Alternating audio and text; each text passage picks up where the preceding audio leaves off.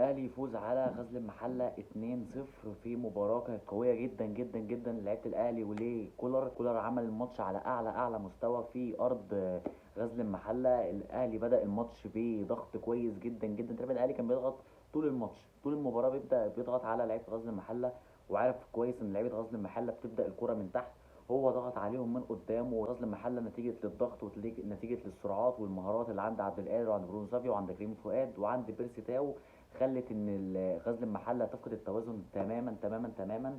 مفيش اي خطوره جت من غزل المحله في الشوط الاول غير من كورتين. الكورتين واحده منهم جت جون تسلل، والتاني جت كوره كانت تصدي غريب جدا جدا جدا من الشناوي النهارده كان غريب جدا برضو.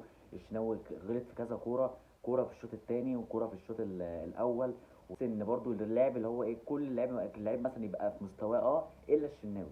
يعني الشناوي حتى ما جاتش عليه كور كتيره غير الكورتين دول هم اللي كانوا خطورين في المباراه، اللي هم كانوا في الشوط الاول.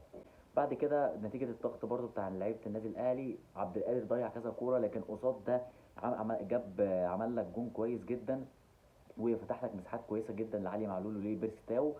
الجون الاول علي معلول يرفع رفعه نموذجيه، رفعه عسل جدا جدا على تاو يخش ويجيب الجون وكل حاجه، واحتفال غريب جدا بينه وبين ديانج نعدينا منه. بعد كده الجون التاني طبعا سجله برونو سافيو. عبد القادر خد اللاعب يمين في شمال يمين في شمال وادى، وبرونو سافيو جول على طول. الشوط الاول يخلص 2-0.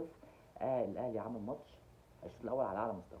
الشوط الثاني عملوا ماتش كويس جدا برضو. الشوط الثاني كان لعيبه الاهلي ضغطه برضو. لعيبه الاهلي خلت لعيبه غزل المحله تفقد التوازن تماما وتعمل غلطات تاني وتاني وتالت، وكل لعيب يعمل غلطات لغايه ما الفوز الاهلي برضو فضل يضغط من الشوط الثاني ويعمل كورات من الشوط الثاني والناحيه الهجوميه من عبد القادر، حتى لما شادي حسين ومحمد شريف وقفشه نزلوا وحسين الشحات برضو كانت نفس الكلام برضو.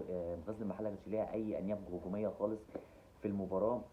والاهلي برضو يتصدر الدوري بالفوز. سلام.